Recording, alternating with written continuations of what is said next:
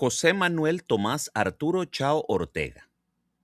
4 nombres que acumulan linajes. El abuelo republicano, el tío fallecido, el otro abuelo.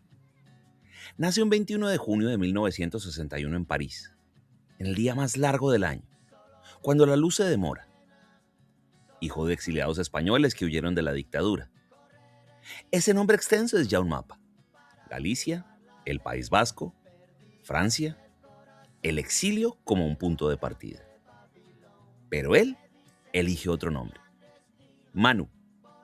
Un diminutivo que no explica, que no sitúa, que aligera la carga del linaje. Antes de que sus canciones estuvieran en todas partes, él empezó por reducir su nombre. Como si para poder circular por el mundo, primero hubiera que hacerse más liviano.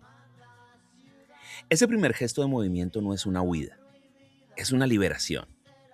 Y es también una primera forma de hacerse invisible, porque el nombre completo pesa. Lleva la historia de 2 exilios, el de sus padres y el de sus abuelos. La memoria de una guerra que no terminó en 1939, sino que se prolongó en las maletas de quienes cruzaron los Pirineos. José Manuel Tomás Arturo. Cada nombre es un ancla. Manu, en cambio, es un pasaporte sin país. Pero la paradoja empieza ahí, en ese gesto mínimo. Aligerarse para moverse. Hacerse pequeño para caber en todas partes. Años después, sus canciones sonarán en los altavoces de manifestaciones en España, en los bares de Buenos Aires, en las radios comunitarias de México, en las mochilas de viajeros que no saben francés, pero que tararean clandestino. Él quiso desaparecer en un nombre de 4 letras. Y ese nombre se volvió ubicuo. El nombre que elige, Manu, no es solo un diminutivo. Es una decisión sobre cómo habitar el mundo. No como el heredero de una estirpe, sino como el que empieza de cero. No como el hijo del exilio, sino como el que elige el movimiento como patria. Y sin embargo, el peso del linaje no desaparece. El abuelo, el tío, el otro abuelo, la historia de España, la guerra, la derrota, la diáspora. Todo eso sigue ahí, en los pliegues del nombre que decidió no usar. Manu Chao no es un nombre que oculta, es un nombre que condensa. Como si para contar una historia tan larga hubiera que resumirla en 3 sílabas. Como si para no desaparecer del todo, primero hubiera que aprender a hacerse pequeño. Esa tensión, la del que se achica para caber pero termina siendo más grande que su propio nombre, es el motor de todo lo que vendrá. No es un músico que busca fama, es alguien que intenta no ser visto y que precisamente por eso termina siendo mirado por todos. La primera lección de Manu Chao es que la invisibilidad, a veces, es la forma más eficaz de la presencia. En la calle Adolphe Fayol, en Sèvres, la casa de los Chao era una encrucijada. Ramón Chao, periodista gallego exiliado, había convertido su hogar en un punto de paso para intelectuales, artistas y disidentes que huían de las dictaduras latinoamericanas. Allí se comía, se discutía, se lloraba la patria perdida y se escuchaba música. Manu creció en un entorno donde el exilio era la norma, no la excepción. Los vecinos eran chilenos, argentinos, africanos, españoles, y cada uno traía sus canciones, sus acentos, sus maneras de contar el mundo. En esa cocina se hablaba español, francés, gallego, a veces todo en la misma frase. La música llegaba por la radio, por discos prestados, por cassettes que alguien traía de un viaje. El rockabilly de los Stray Cats sonaba al lado del flamenco de Camarón de la Isla. La chanson francesa convivía con el reggae, todo mezclado, sin jerarquías. Manu no aprendió a escuchar la música como un objeto estético. La aprendió como una conversación, como algo que sucede entre personas, en una mesa, mientras se come y se discute. Esa cocina fue su primer estudio de grabación. No había un equipo técnico, pero había oídos entrenados para reconocer la emoción en un acorde, la historia en una letra, el exilio en una melodía. Pero la cocina también era el lugar del duelo. La España de su padre seguía presente en las conversaciones de los adultos, en las cartas que llegaban de la familia, en las canciones que nadie cantaba, pero que todos recordaban. La mezcla no era solo riqueza, también era herida. Cada idioma era un país perdido, cada canción una despedida. Esa tensión de crecer entre culturas sin pertenecer del todo a ninguna se volvió el motor de su obra. Manu Chao no inventó la fusión, la documentó. Nació en un mundo donde las culturas ya se habían mezclado sin pedir permiso, y su música es el registro de esa mezcla. No como celebración, sino como constatación. Antes de mezclar géneros, Manu Chao aprendió a vivir en mezcla. En el París alternativo de comienzos y mediados de los años 80, una pandilla de jóvenes músicos tocaba en el metro, en bares, en espacios ocupas. Primero vinieron proyectos como Hot Pants, luego Los Carayos, esa pandilla lateral donde el rockabilly, el punk y la parodia empezaban a mezclarse sin pedir permiso. Manu Chao, entonces un veinteañero de pelo largo y sonrisa ancha, tocaba la guitarra. Su hermano Antoine cogía la trompeta sin saber tocarla.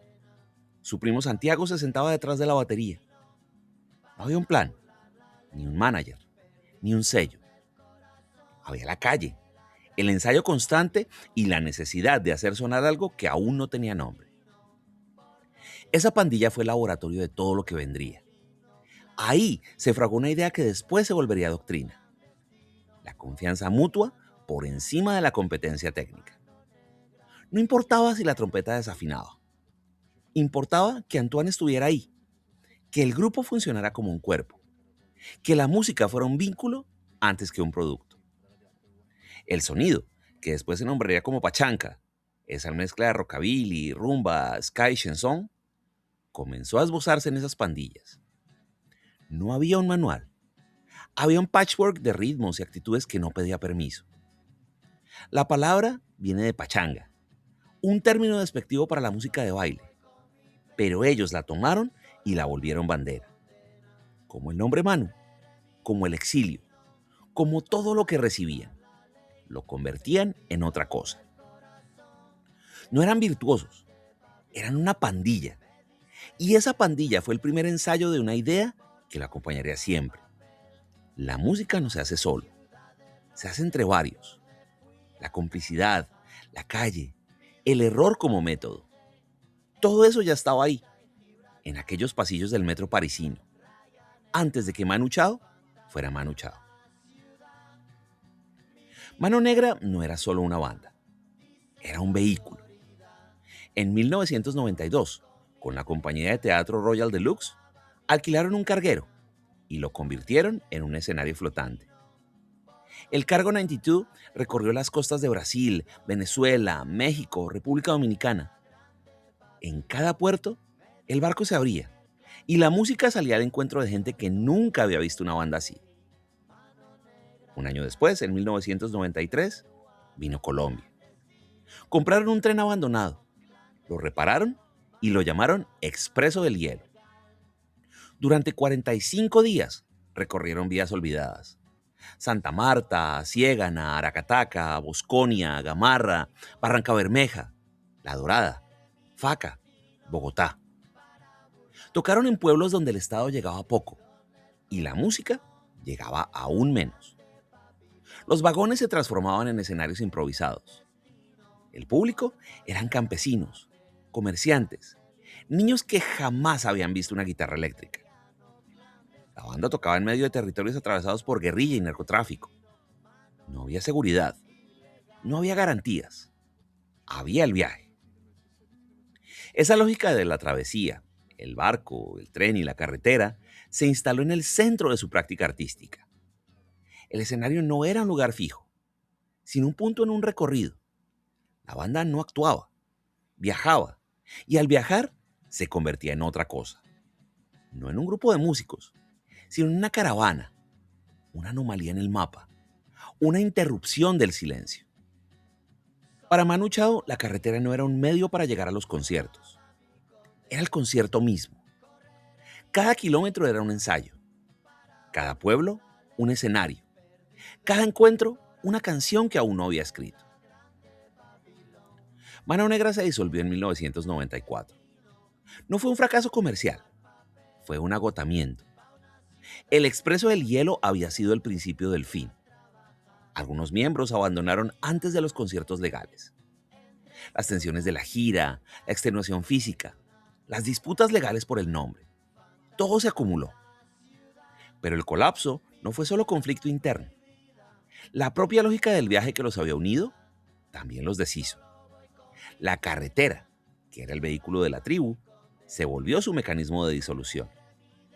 La banda que había llevado la música a territorios olvidados terminó fragmentada por el mismo impulso nómada que la había creado. El viaje no los unió para siempre, los expuso hasta el límite. Manu Chao quedó a la deriva. Llegó a pensar que su carrera había terminado, que quizá debía dedicarse al periodismo como su padre. Pero hay algo que no encajaba en esa salida, porque él no sabía estar quieto. Su naturaleza no se lo permitía. El vacío se convirtió en el punto de partida de otra cosa. La tribu se deshizo, pero el viajero siguió. No había banda, no había nombre, no había proyecto. Solo una mochila, una guitarra y la necesidad de seguir moviéndose. La disolución de Mano Negra no fue un final, fue un repliegue. El momento en que el colectivo se hace individual para poder sobrevivir. Se fue a América Latina, no con un plan de grabación, sino con una mochila y una grabadora portátil. Viajó durante años sin agenda fija, durmiendo donde podía, grabando sonidos de las calles, de los mercados, de los bares. No buscaba una canción perfecta, buscaba el ruido de la vida. Clandestino salió en 1998. No es un álbum de estudio, es un cuaderno de bitácora sonoro. Las canciones hablan de desaparecidos, de migrantes, de fronteras que no se ven pero se sienten. El título no es una metáfora, es una declaración de posición. Manu Chao se instala en esa condición intermedia, la del que no tiene documentos fijos, la del que cruza sin pedir permiso. Pero Clandestino no solo habla de migración, formalmente también migra. Frases que reaparecen de una canción a otra, bases que se reciclan, una guitarra que suena igual en distintos temas. No es pobreza de recursos, es método. La repetición no es un defecto, es una decisión. Las canciones no terminan, se transforman. El viaje no se detiene cuando termina un tema, sigue en el siguiente. El disco fue grabado en estudios pequeños, en casas, en habitaciones de hotel. No hay pulcritud, hay urgencia. La voz de Manu Chao suena como si estuviera cantando en una cocina, en un mercado, en una plaza. Eso no es descuido, es coherencia. Porque para acercarse a esas vidas, el disco elige no sonar pulido. Suena con polvo, con ruido de fondo, con la imperfección de algo recogido en tránsito. Clandestino no es solo un álbum sobre migrantes. Es un álbum hecho desde la incomodidad de quien decide vivir en tránsito, aún sabiendo que no todos los tránsitos cuestan lo mismo. La música de Manu Chao se volvió banda sonora de movimientos. En las protestas contra la ley de extranjería en España en 2001, sus canciones sonaban en las calles, en los campamentos zapatistas, en las radios comunitarias de América Latina, en las marchas indígenas. Sus canciones empezaron a circular en lugares donde muchas voces ya estaban hablando, resistiendo, organizándose. Él no inventó esas luchas. A veces las acompañó, a veces las amplificó. Y ahí empieza la incomodidad. Porque Manu Chao no es latinoamericano, no es indígena, no es un migrante sin papeles.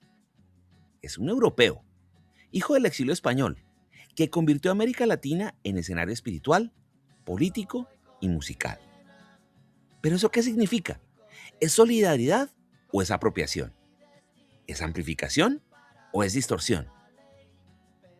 En México, en 2009, enfrentó una investigación por sus declaraciones sobre el caso de Atenco, donde habló de represión estatal. El gobierno mexicano negó que se hubiera considerado su expulsión, pero el episodio tensó su relación con las autoridades mexicanas y reforzó, para muchos, su lugar como músico incómodo. Manu Chao no es un activista en el sentido convencional.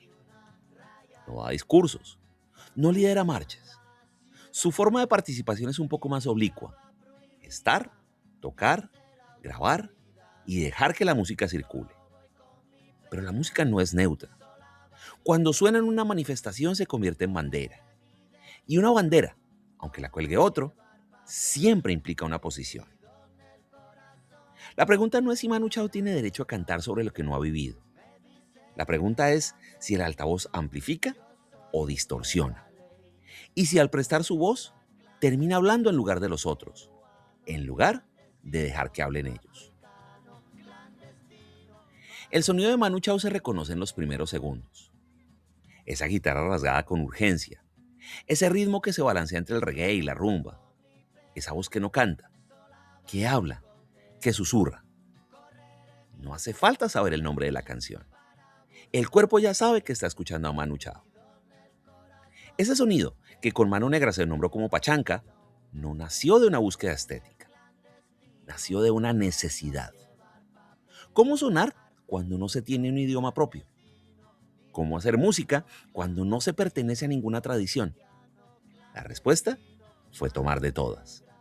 El rockabilly de su adolescencia, el flamenco de la cocina familiar, el reggae que llegaba en cassettes, la rumba que sonaba en las radios, el ska, el punk, la chanson francesa. No había filtro, no había pureza. Había lo que sonaba bien, lo que se podía tocar, lo que hacía mover el cuerpo. Canta en español, pero también en francés, en inglés, en portugués, en árabe. No porque domine todas esas lenguas, sino porque cada una abre una puerta. Cada idioma es un territorio que se vuelve accesible, una audiencia que se convierte en cómplice. En una canción pueden convivir frases de 3 o 4 lenguas distintas sin que parezca una exhibición. Es una forma de estar en el mundo, no como el que domina, sino como el que se adapta. Pero el estilo también es una trampa. Una vez que el sonido es reconocible, una vez que el público espera esa guitarra rasgada y ese ritmo contagioso y esa voz susurrante, la libertad se vuelve prisión. Manu Chao construyó un lenguaje para no tener que elegir una identidad. Y ese lenguaje terminó siendo su identidad. Lo que era refugio se convirtió en cárcel. Lo que era método se convirtió en marca. La pregunta que queda flotando es si el estilo, cuando es tan inconfundible, termina atrapando a quien lo creó. Si la mezcla que lo liberó de las fronteras musicales se convierte, con el tiempo, en la frontera más difícil de cruzar. En 2007 publica La Radiolina, un disco que suena a Manu Chao, que confirma lo que ya se sabe. Después, durante 17 años, no publica otro álbum de estudio. La prensa lo busca y no lo encuentra. No da entrevistas, no concede ruedas de prensa, no anuncia giras convencionales. Se vuelve esquivo, casi una sombra, pero no desaparece de la música. Colabora con otros artistas. Aparece en conciertos sin previo aviso. Toca en circuitos pequeños, en lugares donde la promoción no es necesaria. Elige dónde no estar, pero también elige dónde sí. Esa retirada selectiva no es un capricho. Es coherente con todo lo que él ha hecho. Si el personaje público se construye con apariciones, él elige la ausencia. Si la industria necesita alimentar el mito, él se niega a ser alimento. Pero la ausencia, cuando es total, también se vuelve mito. Cuanto menos se muestra, más crece la leyenda. La prensa especula. Los fans se preguntan. El silencio se convierte en una declaración. No está claro si esa retirada es libertad o es control. Él dice no querer ser un producto, pero al retirarse alimenta la narrativa del genio inaccesible. Se presenta como alguien que rechaza la maquinaria, pero esa misma maquinaria lo convierte en un ícono. Es la paradoja de quien quiere ser invisible y termina siendo más visible que nunca. 17 años es mucho tiempo. Es el tiempo que un niño tarda en hacerse adulto. Es el tiempo en que una generación entera descubre a Manu Chao sin haberlo visto nunca en un escenario grande. Y cuando vuelve, en 2024, con Viva Tú, nos sorprende porque haya cambiado. Sorprende porque sigue igual. No hay una escuela Manu Chao. No existe un método que pueda transmitirse en un conservatorio, ni una técnica que pueda copiarse. Los músicos que lo citan como influencia no suelen imitar sus canciones, imitan su actitud. Esa mezcla sin permiso, esa urgencia en la voz, esa manera de hacer de la carretera un estudio de grabación. Pero la actitud no se aprende en las aulas, se aprende en la calle, en el viaje, en la necesidad. Y sin embargo su presencia es ineludible. Cada banda que mezcla ritmos sin pedir permiso, cada músico que canta en varios idiomas, cada proyecto que elige la carretera antes que el estudio, cada artista que prefiere el circuito independiente de la gran industria, está de algún modo en su territorio. No lo imitan, respiran su aire. Su influencia no se hereda como una técnica, sino como una sospecha frente a la industria. Manu Chao dejó de una manera de entender la música como práctica nómada, como encuentro, como resistencia al sedentarismo de la industria. Pero esa manera es difícil de sostener, porque el viaje constante desgasta, porque la carretera que une también separa, porque la mezcla, cuando se vuelve hábito, puede perder su potencia. La pregunta que deja abierta es cómo se sostiene una práctica artística sin anclarse en instituciones, sin convertirse en producto, sin traicionar el impulso inicial. No hay respuesta en sus canciones. Hay una insistencia en la pregunta, y quizás esa sea la herencia más valiosa. No un camino, sino una duda. No un método, sino una pregunta que cada músico debe responder por sí mismo. En 2024 publica Viva Tú, 17 años después del último disco. No es un álbum de ruptura, es un álbum de confirmación. Suena Manu Chao porque es Manu Chao. Las mismas guitarras, los mismos ritmos, la misma voz que habla en lugar de cantar. La crítica dice que no sorprende. Y quizá ese sea el punto. No viene a demostrar evolución, viene a demostrar persistencia. Porque la coherencia de Manu Chao no está en el cambio, sino en la continuidad del movimiento. Nunca ha estado buscando un destino. Ha estado buscando el movimiento mismo. Un viajero no llega porque la llegada no es el objetivo. El objetivo es seguir en el camino. Una mochila y una grabadora portátil. Eso es lo que llevaba cuando grabó Clandestino. Eso es lo que sigue llevando décadas después. El equipo cambia, la tecnología avanza, pero el método permanece. Grabar sonidos de la calle, capturar conversaciones, dejar que el azar entre en las canciones. Su música es un registro de encuentros. Cada tema es un lugar, una persona, un instante.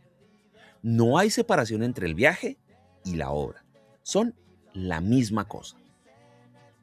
Hay quienes lo ven como un romántico, un nómada libre que eligió la carretera por encima de la comodidad. Pero la carretera no es romántica. La carretera cansa, la carretera desgasta, la carretera separa de los afectos, de las raíces, de la posibilidad de echar raíces. Manu Chao ha pagado un precio por esa vida. La dificultad de estar quieto, la incapacidad de pertenecer, la soledad del que siempre está de paso. Y sin embargo no hay en él amargura, hay aceptación, una conciencia de que el precio es parte del trato. No se queja de no tener un lugar al que volver porque nunca ha querido tenerlo. La renuncia a la llegada no es un fracaso, es una decisión. Y en esa decisión, en esa renuncia a la pertenencia, se juega todo lo que ha sido.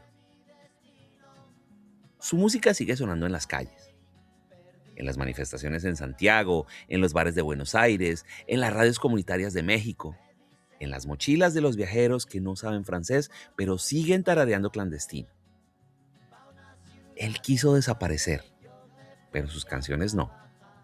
Cada vez que suena un acorde de Manu Chao, alguien que no lo conoce se pregunta quién es ese hombre que canta como si estuviera hablando con un amigo. No hay respuesta, porque Manu Chao no es un destino, es una dirección, un cruce de caminos, una estación donde nadie se queda del todo, pero por la que muchos han pasado alguna vez. El viajero que no llega no está perdido. Tal vez solo entendió antes que otros que para ciertas vidas, llegar era dejar de escuchar. Gracias.